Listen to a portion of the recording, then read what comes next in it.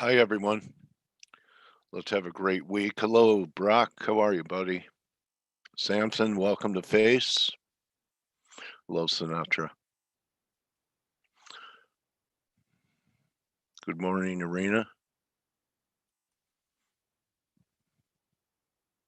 Doing good.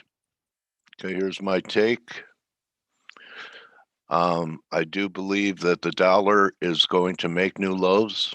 And when I talk about new lows, I'm not just talking about last week's lows. I'm talking about the lows here. And I'm talking about lows here under the 89.20 level. But in the meantime, there could be one little detour, and the detour, hello, Ren, could be the guys pointed out 40 support last Friday. We've gotten down to 15. It's still a higher low, and I think we could have a rally from here. Maybe a C wave up back towards these highs, maybe even take out these highs. So I mean, it's pretty low risk trade. If you think you're going to hold the lows, buy it at 30 and risk these lows for maybe a fib extension of this. Um, cable's weaker than cable really looks like some type of ABC here. A, B, maybe we pull back to 39.80 or so, and then we blow to 44. Euro a little stronger than cable, but maybe it still pulls back down under 120 and then it goes to 24. All right, so Blake had it diagnosed correctly. The weakest rally last week was Aussie, and it's a weak sister today. So, if you're not long the metals, you want to root for a dollar rally, and maybe you'll get a better entry on a sell-off, and that's what's happening in S&Ps too. We're getting a pullback here. You could probably say that I don't have the fibs up here, but this could be a failing rally is what the bears are hoping here. All right. Big down, sharp bear market rally and roll over and break. I actually don't think so. I think that we're going to see new highs into month end. We'll see. I could be wrong. Like, newsflash, I could be wrong. Like, that's a big deal. One thing that was spot on was, first of all, the top in Bitcoin up here on the third drive. And then to me, I kept saying this looks like a failing rally to me up here at 60,000. And then I had the black line in the sand and it cracked it. And if you remember, I thought we could fall to 36,000. It was based upon this 200-day moving average, which has gone up since I made that call. Now it's around 40,000. And there's hope if you're a Bitcoin trader. What do you have here?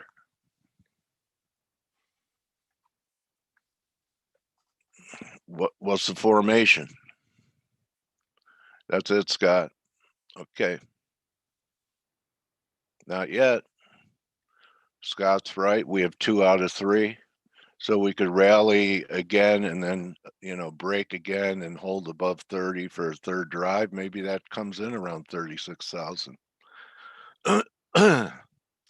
We have Phil Pearlman with us today, and be talking blockchain with him. I'm going to ask Phil to explain to me so I could wrap my head around the advantages of blockchain and how we're going to use Bitcoin in the new age that we're entering. Okay, and so he's part of the Osprey funds, and they went public, I believe, right around the highs. So good time to launch a product when things are ripping. So stick around for Phil Pearlman. He's run Yahoo Finance, very experienced guy, and you might even get some dietary tips from Phil. So stick around for that. How you doing this morning, Blake? Good morning. Hey, good morning, Dale. Actually, StockTwits, if you're familiar with StockTwits, the platform, back when Twitter really, I want to say it was about 10 years ago. I actually used to contribute to StockTwits, and and that's how I met Phil originally years ago. Okay, So yeah. yeah, He was yeah, doing it with some guy out of San Diego. I forgot his name. yeah. I know his name. I can't Yeah. think of his name right now. I know who it is. As soon as I see him, I'd be like, oh yeah. But yes, you are You correct. know, I never really did anything on StockTwits. Do you think we should have or should or I don't know. I I think haven't people followed the do both. platform in a long time. I think it ended up being, in my opinion, now, it ended up being more of a redundant, to Yeah. what I was doing with Twitter. So Okay. that, Yeah. you know what I Right. mean. So it's That's like, why I I felt yeah.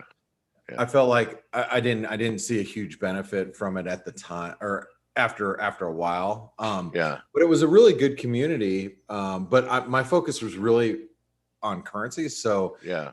um, StockTwits, I think, carried on pretty well for those people that we're dealing in, equities and stuff. But Good. I haven't followed that community in a long time. So Yeah. yeah. So what do you think about the dollar coming into this week, Blake? Looks like, I mean, it's weak. You can't ignore it. Every rally's been pretty feeble. Do you think the DSI for at about 20 would give you any concerns about maybe another little bear market attempt rally by the dollar? I actually, like I said during the week ahead video, I didn't have a really good feeling about the dollar, and I still don't. I don't.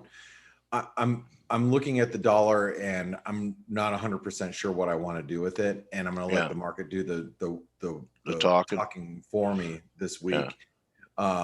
And the euro dollar, I'm just looking for a breach of this, this trend line support, or this resistance up here, and we are today, the euro just kind of struggling here at the 88% retracement. It is, trying to forge a lower high, yeah, but I really don't have a great view on the dollar, because I think you have to watch stocks. And as I pointed out during the week ahead video, the equity markets, even though we've bounced back, we're at the underside of um, this is an ascending wedge that broke lower. So, right. if we stay below 4,200, I think the risk for the stock market to, trade back down to 4,000 is the risk, and that means that the dollar would probably catch a bit. Then the other thing that is happening that actually has me thinking that the dollar might also reflect a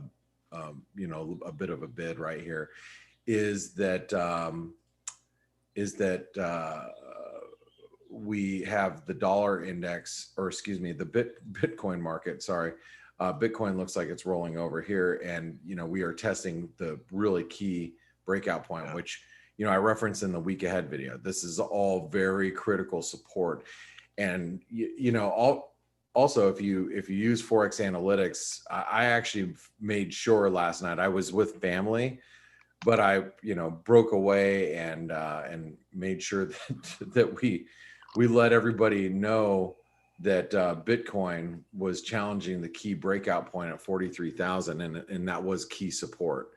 And I wanted to make yeah, sure that went out. If you had the mobile app, even if Forex Analytics doesn't have to be running on your on your phone to make sure that you're getting these alerts, posted to you. But I wanted to make sure that was out, because we were really testing this key support. I wasn't convinced that it was going to break down, but I think everybody had to, at that time, 8-9 hours ago, you needed to know, hey, we are here, and it is important that we hold this.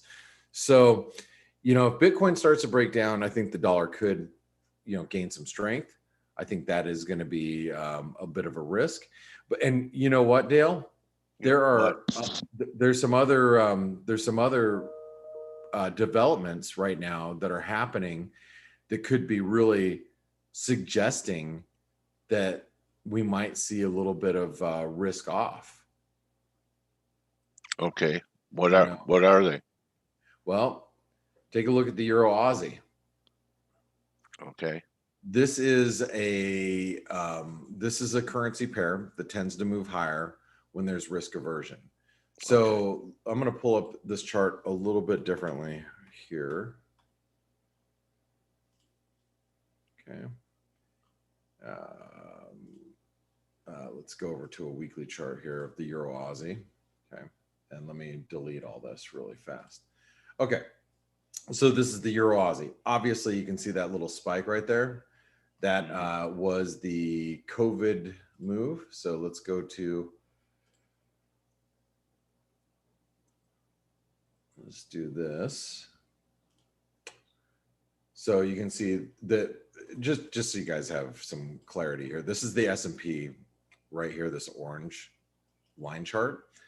This is a weekly chart, so you can see this is this move right here back in March of last year is the COVID lockdown.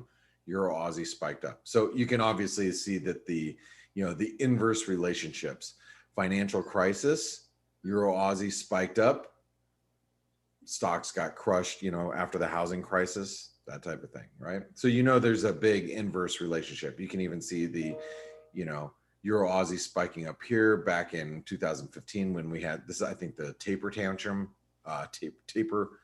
in the markets back in 2015-ish level. Also, it was European debt crisis around that time too. Maybe that was more it.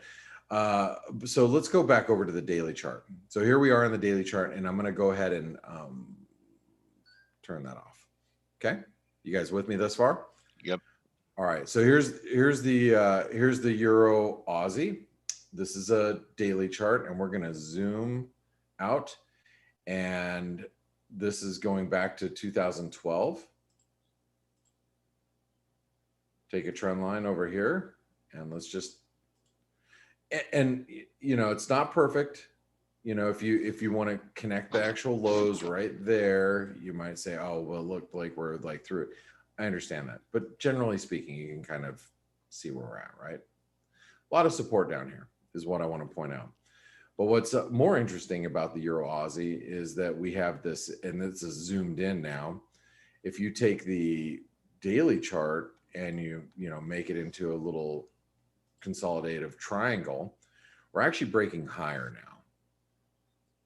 So if we're breaking higher in the Euro Aussie, that to me suggests that we are on the cusp of potentially some risk aversion in the stock market.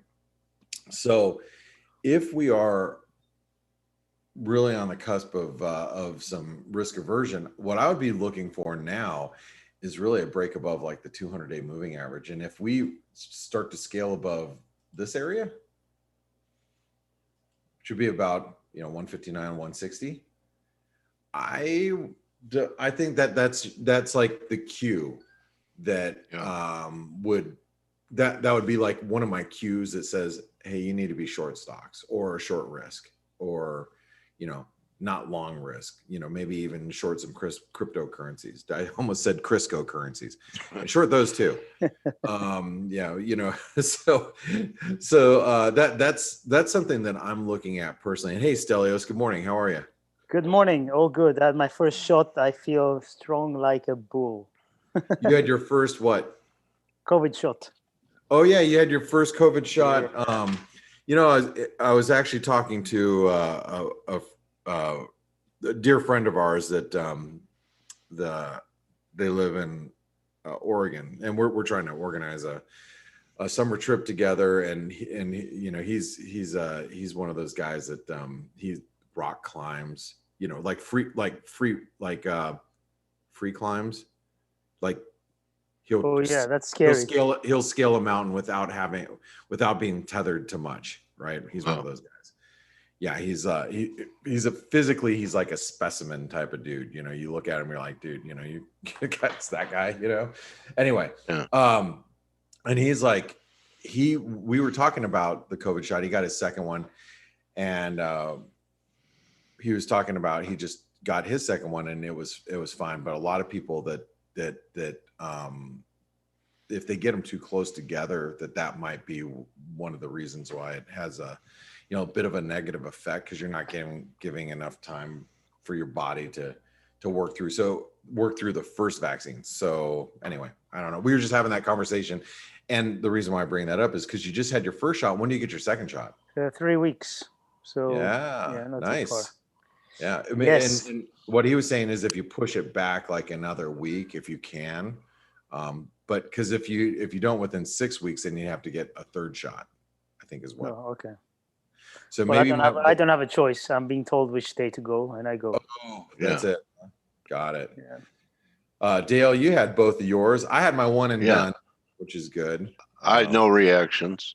I actually, I've heard that people with a stronger immune system are the ones that have reactions to it because they get a stronger immune response than someone who doesn't have as strong of an immune system, isn't quite as healthy. Wow. Interesting. Okay. Yeah. So you're a healthy guy. So, it's actually, if you have a little reaction for a day, it's actually a good sign that your immune system gave you a good response, even though it's uncomfortable. That's just what I heard. Yeah. Speaking of which, we don't have Steve here today. He's out getting his first shot. So it's nice to see that there's a lot of these like, fourth world countries like Greece that are I'm totally joking. Now we can vacation there. They'll take us again. The problem is with a lot of these European countries like Greece and Stelios obviously lives here. It takes a little bit of time for the vaccines to get to you. Like in the United States, we take it for granted that we had multiple choices. And we could have got them. I mean, Dale, you got yours a couple months now, right? Yeah. And I mean, it's we take that for granted. Where there's a lot of these, not just European countries, like countries all over the place. I mean, we've had several manufacturers of vaccines right here in the United States, and a lot of countries don't. They have to wait to get theirs from different areas. So anyway, like I said, I think a lot of us here in the United States take it for granted. But interestingly, it seems to be a K-shaped recovery for COVID as well. You have some countries like UK who began vaccinations really quickly, and they did really well. And I think it was the first day in last week that they reported 0 deaths in months. And I'm also reading that the US have also reported fewest new cases in many months, and you have other areas like India, and I was reading about Taiwan as well, that things are flaring up. So it's it's not over yet. Obviously, it's not even close. But we have to be careful, and hopefully these vaccinations are going to bring enough resistance to people that we're going to go to the point where we're going to have like an annual shot or something like that, and that will kind of be a problem of the past. Hopefully. Yeah. So we hope so too, man.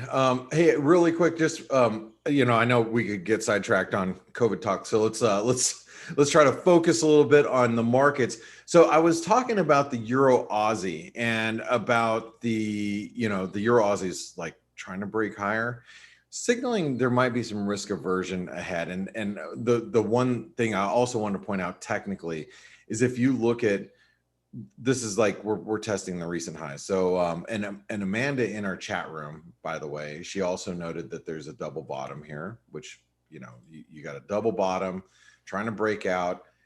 I really think that we get above 157. That's a key resistance. And matter of fact, if you've been following via Forex Analytics and just look at the basic technical analysis, we delete the previous week's analysis. Minus we keep a bit of it, because if we don't, it just continues to accumulate. Like you would just keep scrolling and scrolling. So we delete the previous week's worth of analysis. So we build a whole new week's worth of analysis. But if you can read the, this was the chart of the day from last week. We've been noting the 157 level, and we're basically there right now. But what's more important is if we break through this range The last low that we had that was like the spike low here, you know, following the high. So this, it wouldn't be the low because, you know, we want to take this, what we've been range bound for like the last couple of months. The 161% extension also coincides with the 200-day moving average, which, like I said, this is all going to be really critical resistance when you're talking about risk on, risk off, in my opinion.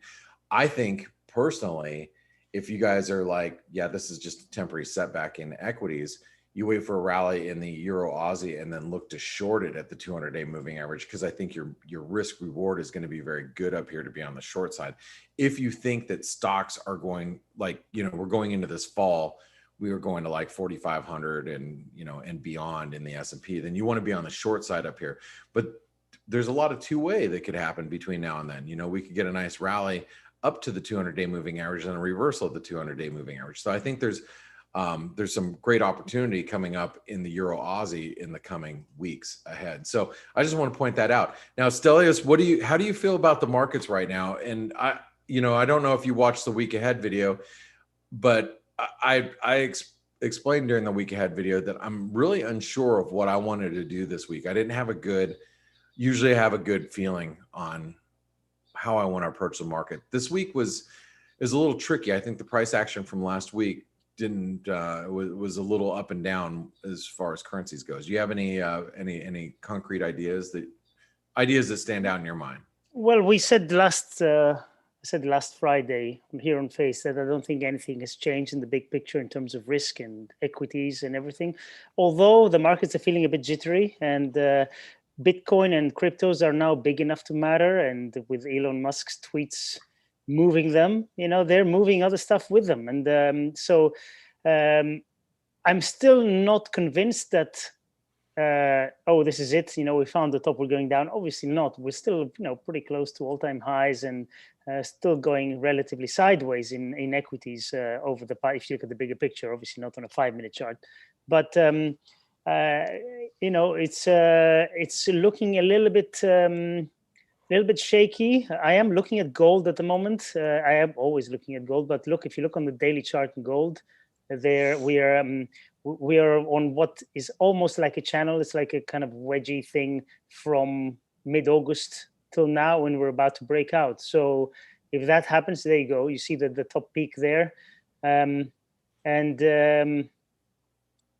I'm definitely looking at that. But we know with metals, you know, I have a bullish view on metals. That's for sure. I'm you know, very, very bullish. But if we do see risk off, they get taken with everything. You know, that's what happened in the COVID crash, and I think that's probably going to happen again. You know, they get liquidated among everything else. And this is one of those things that we did talk about during the week ahead video, was the 200-day moving average and the 618 retracement, which obviously we hit the 618 retracement today and just rejected it. And you know, that came in at 1855 or 1853, and we just basically hit it and reversed. So yeah, you know, like right to it. And yes. People say that Fibonacci's don't matter. They do. Yeah. Anyway, okay, sorry, didn't mean to interrupt you. Go ahead. No, no problem at all. And so I'm looking at that, and Bitcoin I've been looking at, and I tweeted about it. Was it 4 days ago? Excuse me. And I said, look, I think 42 to 43,000 is the zone to watch.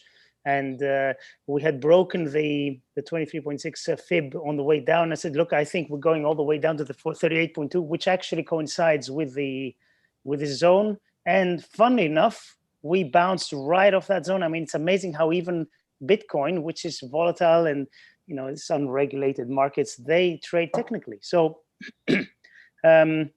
you know, we need to see how that unfolds. But I have to say, if cryptos continue lower, I think risk will be taken with them, because, like I said before, they are big enough now.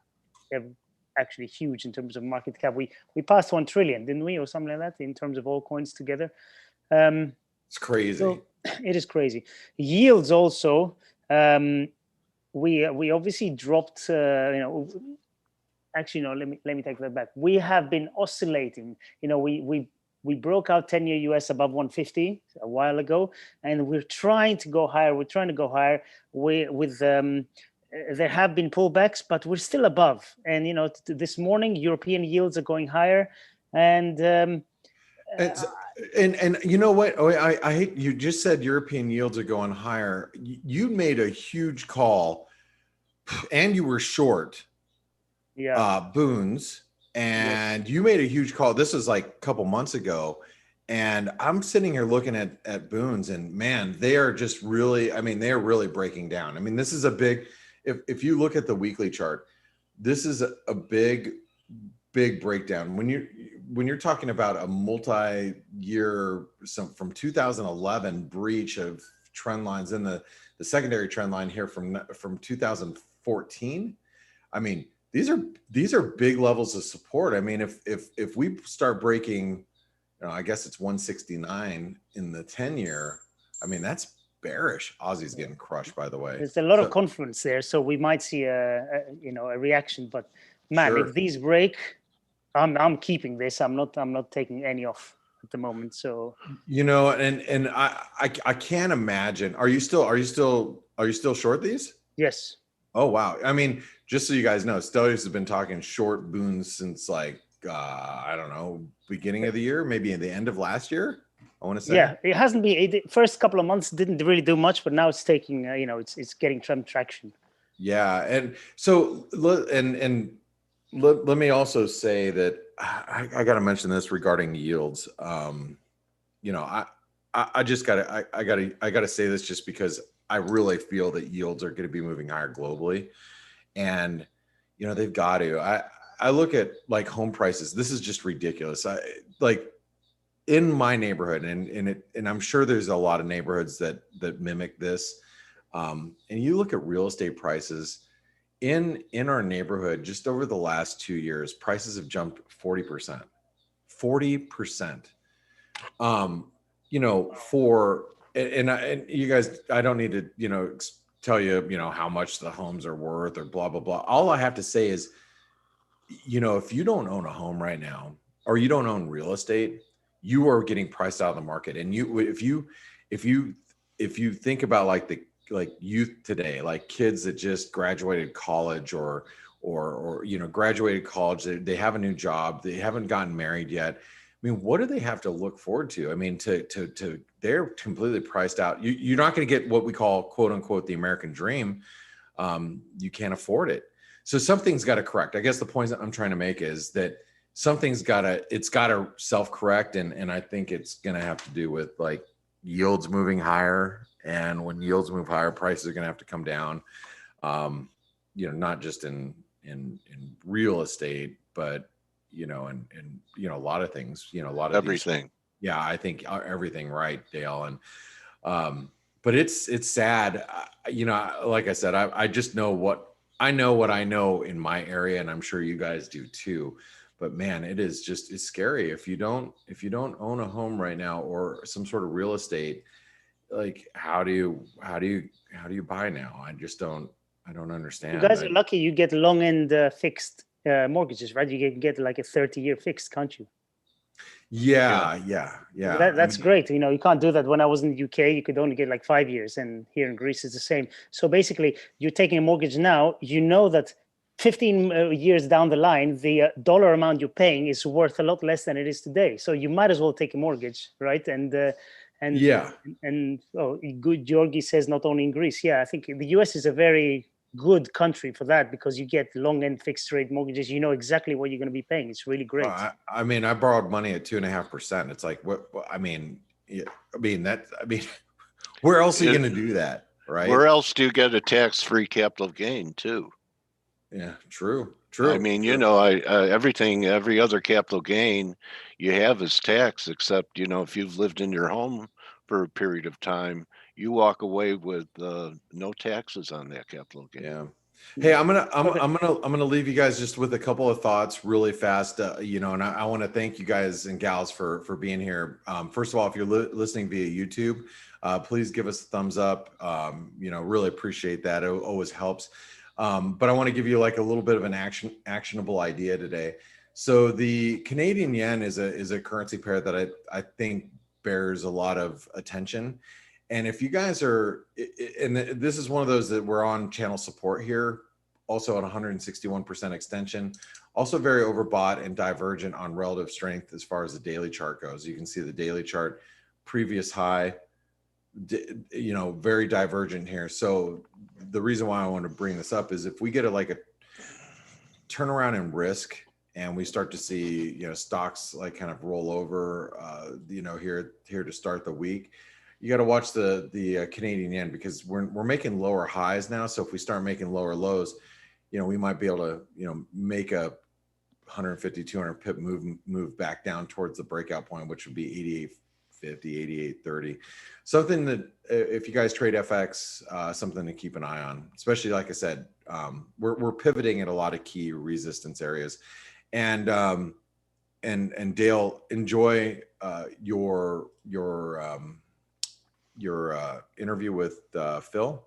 Phil, Okay. like I said, I've used to do some stock twits contributions about a decade ago. He was always a great guy to work with, and I love listening into him. So have a great interview, and I'll see you guys on the Morning Edge in about 45 minutes. Those of you that are Forex Analytics subscribers, see you guys then. Thank you, Blake. Thanks, Delios. Thanks, Dale. Thanks, guys. Thanks, Stel. Welcome back, Phil. Good morning. How are you, buddy? I'm great. I'm so sorry to be so energetic this morning. I'm hopped up. I got about 6 cups of black coffee in me. I'm just ready to fire. Let's go. All right, good, because I have an assignment for you. Let's go. For like an old timer like me. Okay, so you're involved with crypto now through the Osprey Fund, right? Yep. Okay, so you know, I have always had a tough time really understanding blockchain and you know, how this is going to be the new wave of the future. I understand how it can fluctuate in value, etc., but for, say, you know, someone from my generation who this all seems like, you know, what is it? It's, you know, it's not a leather wallet you put it in, it's a computer clip that you store it in. Why don't you explain what to a senior citizen why they should consider something like the Osprey funds, which it was launched at a great time near the highs, right? So you probably had a lot of good interest, right, Phil? Well, thanks so much, Dale, first off. And I think that's a great question, because anytime there's new technology, anytime there's anything new, we as humans have some difficulty, you know, processing it. You know, what is this? What is this new thing, right? And there's so many right now, Phil. I mean, you have SPACs, NFTs. I still don't know what they are and why they're worth anything. You know, it's like Toffler wrote in the 80s, Future Shock. There's so many different instruments nowadays. It's almost overwhelming. Yeah, I'll tell you something. I just this past Thursday published a piece called "How to Deal with the Noise" on the Osprey Funds newsletter. And basically, there's so much noise out there, and it's endless. And as a matter of fact, I posted I created a pie chart that was like 99% noise, 1%. If you go to newsletter on there, I see you searching around. If you go to newsletters, you could see that chart. 99% noise. Just scroll down a little bit to that article. 99% noise, 1% signal, right? So there's a ton of noise out there. And so in addition to that, there's individual expertise, right? So there's all of this noise. We are being bombarded, whether it's television's got 800 channels now, whether it's the internet, there's 8 million sources out there, or whether it is social media. Don't even get me started about the level of noise there. There is, we are all being bombarded. In addition to that, as individuals, we all have our own experiences, and we all have things that we're most interested in and we're experts in and we don't know much about. And so I would recommend to everybody listening that, you know, you tailor your risk profile accordingly. Like, so if you want to get involved with crypto, but you're really much more adept at, you know, trading, you know, Legacy Eurodollar. markets. Yeah, legacy Uh, markets. Yeah, exactly. So you probably want to allocate less and just take a taste and Right. understand, you know, that's a great way. You take a, you know, you get a small position, and it's a great way to understand. What you're asking me though, to go back to your original question, because I don't want to lose sight of that because it was a good one. What is, you know, what is crypto? Like, what's going on here for all of us who are not coming up with it, for all of us who are not developers and in the middle of it? Really what's going on here is that there is a potential to decentralize value, to decentralize currency, to decentralize stores of value, to decentralize software, and to decentralize governance. And it's a very, very powerful concept to those who get it, because organizations, whether you are a large company, right, whether you're Google, whether you are a government, the U.S. or any other government, you have your own interests. And so anything that you develop, whether it's a currency, whether it's a piece of software, and the lines are blurring between what's software and what is a store of value, just to get that out of the way. But if you are a centralized organization and you are building these things or printing these things, you have an interest in your mind. And so you own whatever you're creating. And so you can make rules and then change the rules. You could decide to print a whole bunch more money. You could decide to change the terms of agreement of any software that you've put out there. And you see companies like Facebook do that, and Apple and Twitter, where they change the rules to the game in the middle of the game. Or if you're a government, they decide to print more money. And what does that do to the money that you're holding over a long period of time?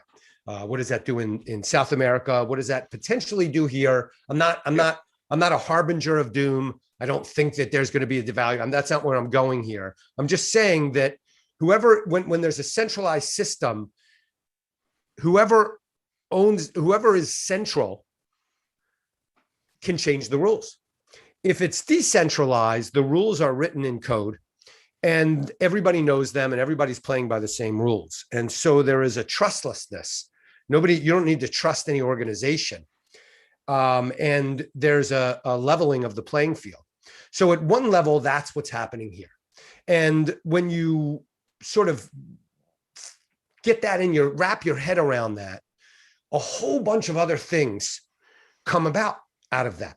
Well, now you can, that affect so many different fields, not just currency, but they affect law, they affect real estate, they affect property, they affect many insurance and other financial services. If you can write into a decentralized network, right, a blockchain, you can write code, you can write rules for anything. Let's say insurance contracts, so that everybody knows those rules and everybody's on the same footing. You could do a couple things there. First of all, you know what you're getting to, you know what you're getting into, and the field is fair.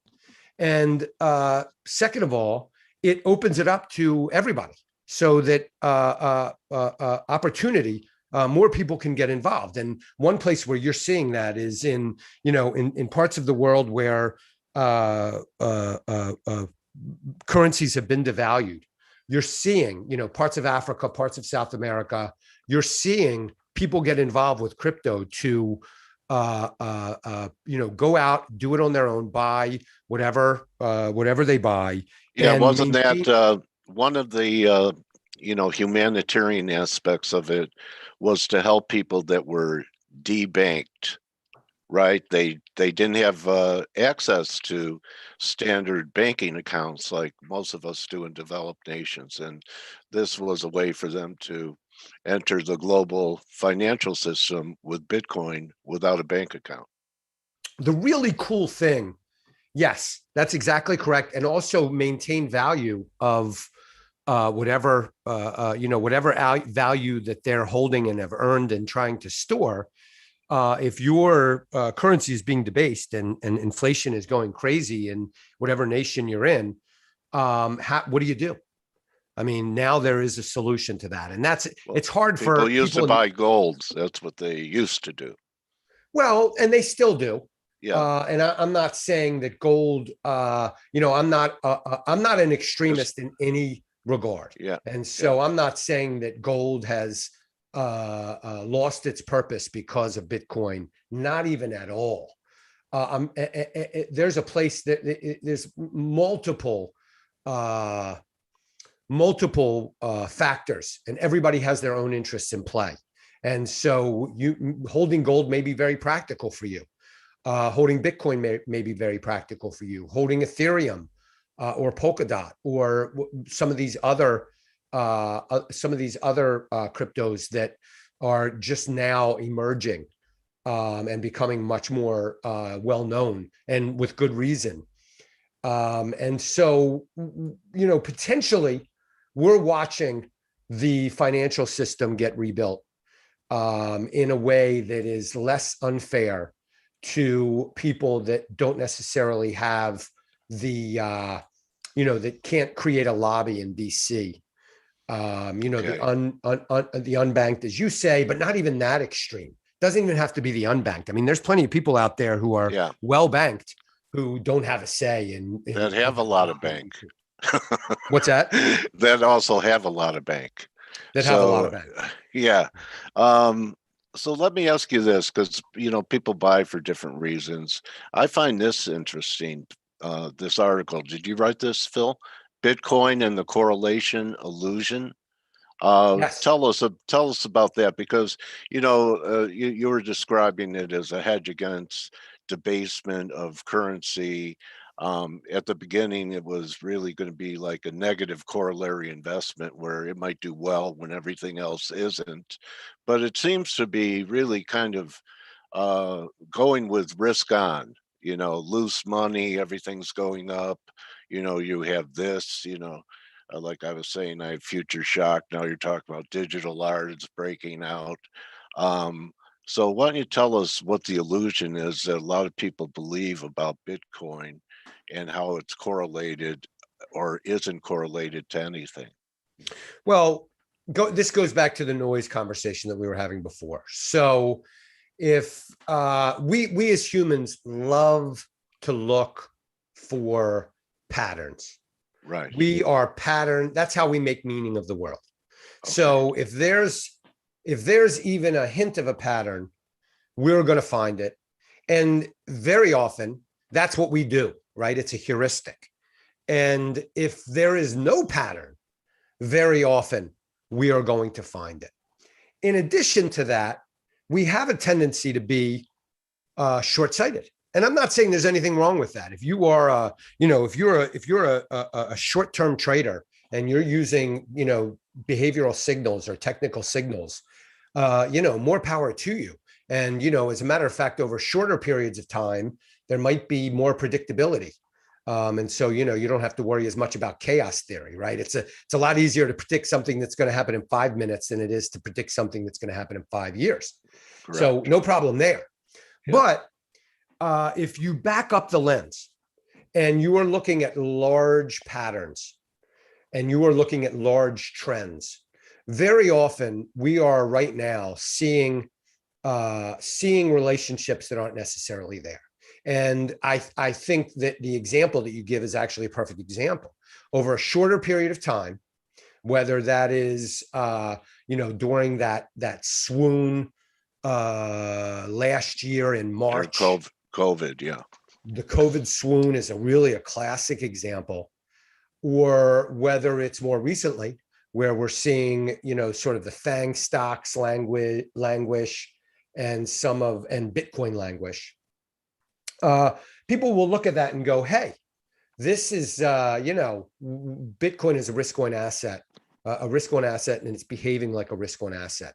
But if you back up the lens and you look at it in a much larger context over 5 years or 10 years, then that shorter term correlation really breaks down. And you don't see that relationship. As a matter of fact, what you see is a relationship where risk on equities are pretty much going nowhere in comparison to the path that Bitcoin is taking. A more interesting possible pattern that we're seeing right now, and that I want to throw out at you guys, and this one is sort of more that you're seeing. This is something that's in effect presently, is that you're seeing the value and price, the market cap and the price of Bitcoin relative to some of the most prominent altcoins change very relevantly. And so what you're seeing is relative outperformance in the more prominent alternative coins relative to Bitcoin. And so we're seeing that play out right in the moment. So if you look Ethereum, at even though Bitcoin peaked, Ethereum kept running. Bitcoin, exactly. So if you look at Bitcoin, Ethereum, and you guys are already the experts at sort of looking at to Forex participants, everything is a relative trade, right? I mean, pretty much. And if you look at like Bitcoin, Ethereum, or Bitcoin, Polkadot, you're going to see, or others, or a basket of some of these altcoins, some of the most prominent ones, you're going to see the alts outperforming in a very significant way right now. And there's a thing called alt season that is a sort of a cyclical thing that we see. I was talking to Jeff Hirsch the other day, and I was asking him about seasonality of crypto, and he was saying, well, it's so young that it's a little bit hard for me to identify seasonal trends. But if you talk to the crypto people, so he's more of a. But there are things like Ghost Month in August where that's when the Asians kind of pull back from investing. Right. And I've learned from other people I've interviewed about Bitcoin, and I found Ghost Month pretty interesting. Okay, so seasonality, you know what? How is it going to be used practically? Because, the value, say, for example, you went to a grocery store, Phil, and you wanted to pay in Bitcoin, and it appreciated 8% by the time you walked in the door and you're ready to pay, or depreciated 8%. Or it would be hard to price anything in Bitcoins and pay for it that way. I'm trying to understand how it could be used because of the volatility of price. How can it be used commercially for exchanging goods and services with that kind of price changes that happen daily like that? Well, what's going on right now is that this promise of decentralized finance is being built right in front of our eyes, and it's very difficult to sort of grasp it because it's complicated, because there is volatility. So it's where there's volatility, there's high emotional valence, or emotional volatility, a company's price volatility. But what is happening right now at this moment is that some of the smartest people out there, or rebuilding, or attempting to. I mean, don't get me wrong, this could be a total failure. There's risk here. I'm not saying there's no risk, but some of the smartest people in the world, guys like Vitalik and Gavin Wood with Polkadot, are attempting to rebuild the financial system in a decentralized manner. And so what you do there, and that's what I was talking about before, and what happens there is you do a couple things. Number one, you move, and this is a great quote by Chris Dixon. And if you're interested, for any any listener out there, if you're interested, I would really highly recommend that you find Chris Dixon's writing. Don't just stick with what I'm writing at Osprey. Go find Chris Dixon. Go find him on podcasts. He did a podcast recently with Patrick O'Shaughnessy. Go find that and listen to it. He has a line talking about Web3, talking about sort of this emergence of the next phase of the web. You know, we had the first phase of the web that was sort of the basics of hyperlinking and e-commerce. Then we had sort of the second phase of the web, which was ubiquitous publishing and cloud and social. Now we're moving into this third phase, Web3, of decentralization. And his view is that, his quip is that we're moving from a world of don't be evil to a world of can't be evil, because of the way that these contracts really, you asked me before what blockchain was, right? It's many things, and it's hard for me to describe, and I'm not going to be able to do it at this moment just on your podcast. But one of the things that it is that it's software written into a network of multiple computers. And so that software is decentralized. Nobody owns it. There's no Google.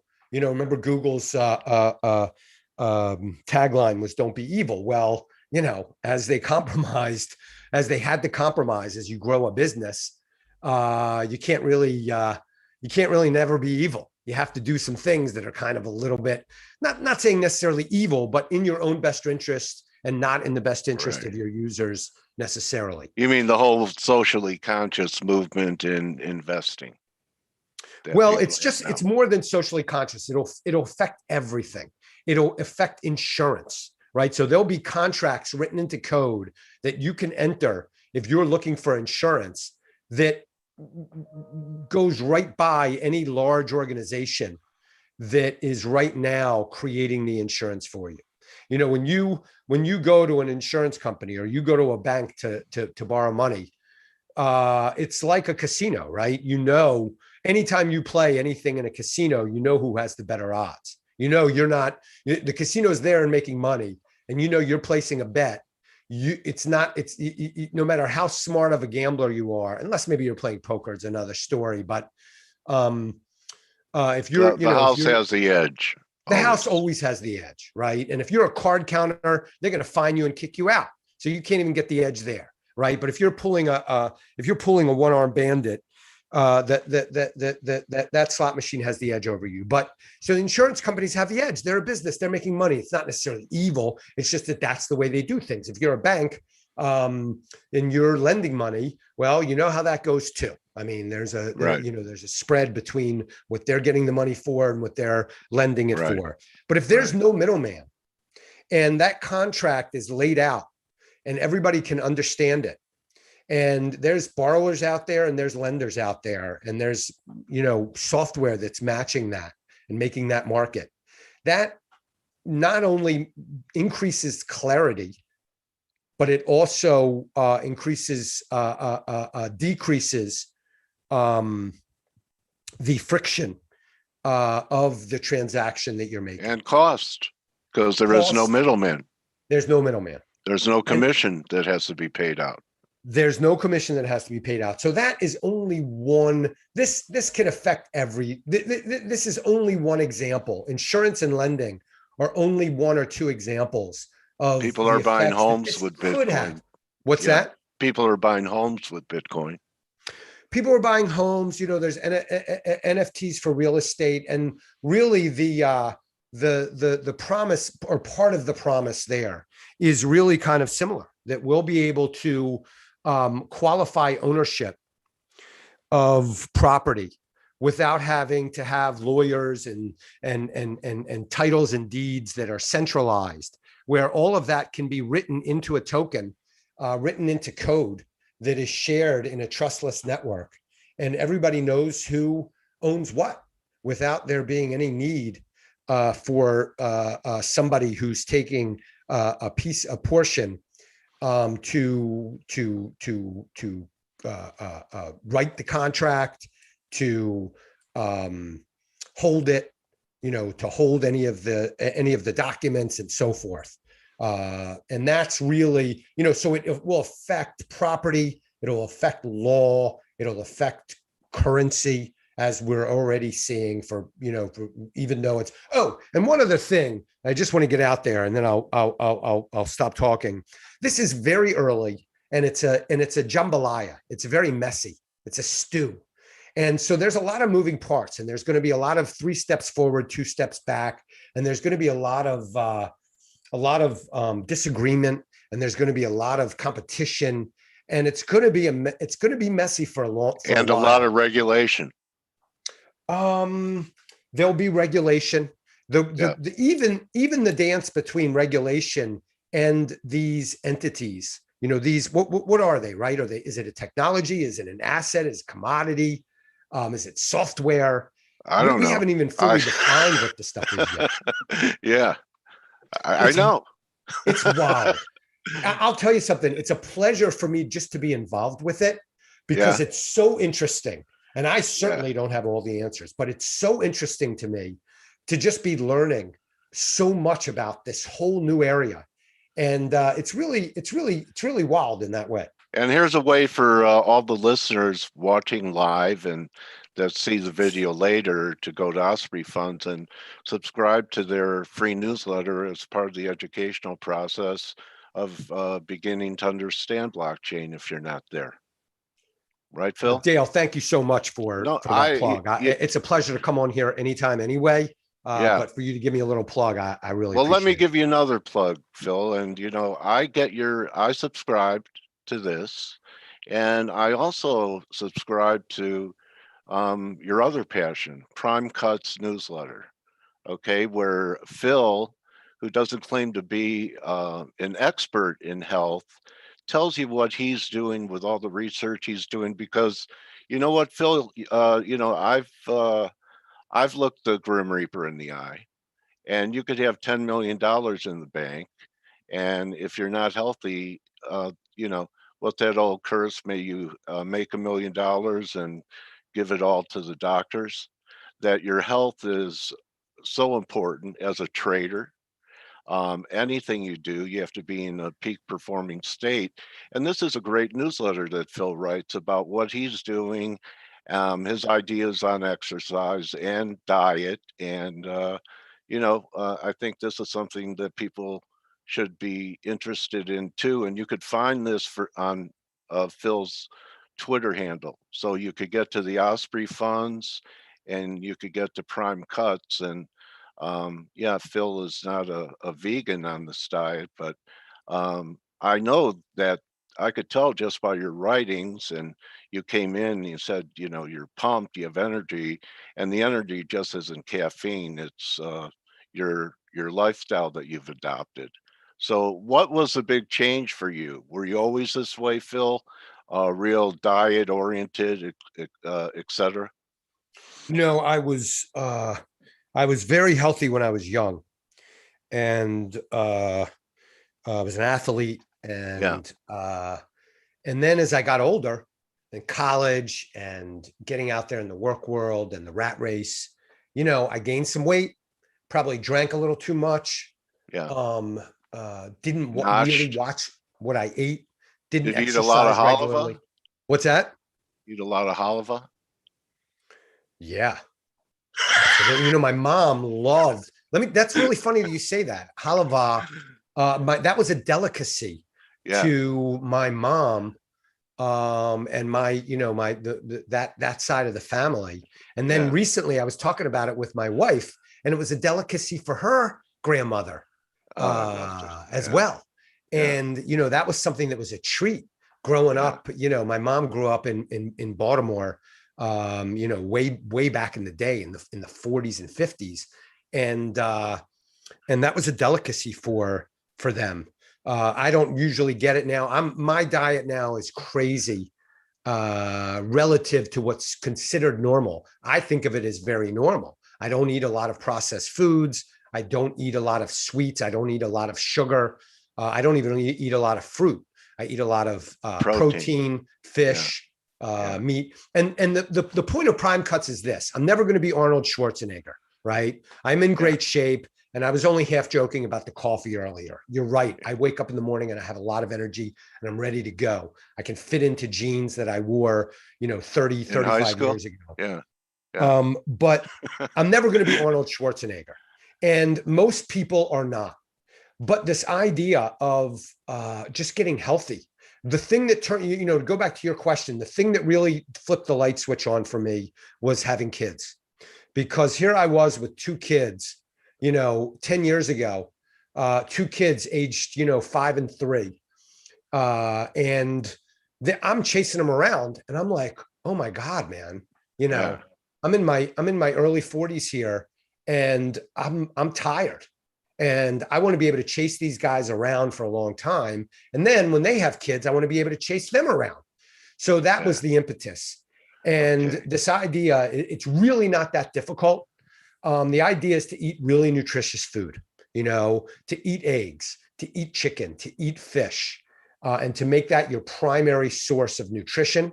And then to move your body almost every day. Walking is incredible.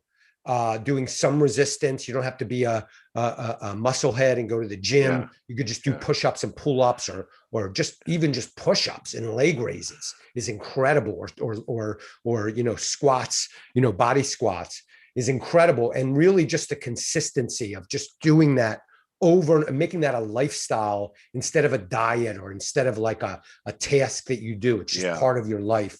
So that is, that's that whole side of me. Separate from the whole crypto thing. One other last thing about the newsletter. We're going to be bringing out some research over the next couple of weeks. And we're going to start doing more and more of that. That's very practical. And the way that we're thinking about Osprey is that we're really selecting the types of funds that we're going to be launching based on research. So not just pushing them out based on popularity or anything else, based on us selecting them and looking into them. And so we're going to have a piece coming out in the next couple of weeks. In addition to that, when we launch new trusts, when we launch new funds, we're going to be publicizing those. So I think that's where, aside from my behavioral economic scribblings about crypto, I think that's really where the value lies here. Okay, so everyone subscribe to that, and if you want Phil's ideas on health and exercise, go to Twitter and sign up for that newsletter. Thank you so much, Phil. I still don't understand blockchain, but thanks for attempting it. And I know Next it's time you're going to next time I'm going to put blinders on like a horse, so that the only thing we could talk about is blockchain, and I won't go far afield 5 times over. It's a deal. Thank you, Phil. Thanks so much, Dale. I can't thank you enough, brother. All right. So everyone, Phil Pearlman, follow him on Twitter at P Pearlman, and then you could just go to Osprey Funds and Prime Cuts and sign up for his newsletters. That's going to be a wrap for us, everyone. You could join the team in 12 minutes for Morning Edge. Remember, don't just count your cryptos, count your blessings. And we'll see everyone tomorrow. Adios. Adios. Thank you, Phil.